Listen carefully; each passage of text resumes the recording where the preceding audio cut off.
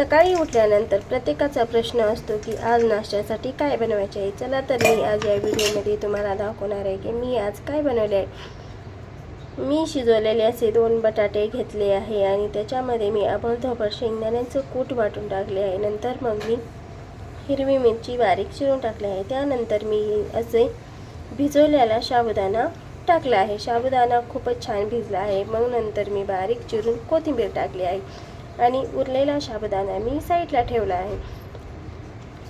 कोथिंबीर टाकल्यानंतर मी मीठ टाकले। मीठ टाकून झाल्यानंतर मग मी असं हाताने मस्त मळून घेतलं आहे। सगळे मिश्रण एकजीव केले आहे आणि नंतर मी इकडे तेल गरम करायला ठेवले।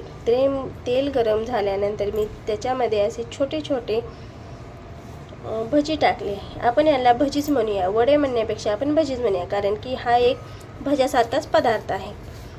आपण बेसन पिठाचे भजी तर नेहमीच खातो, पण एकदा साबुदाण्याची भजी तुम्ही नक्की ट्राय करून पहा। मी साबुदाण्याची सगळी भजी टाकून घेतली आहे, कारण की मला ही भजी खूपच आवडतात। भजी अशी मस्त फ्राय केली आहे, तुम्ही पाहू शकता व्हिडिओमध्ये।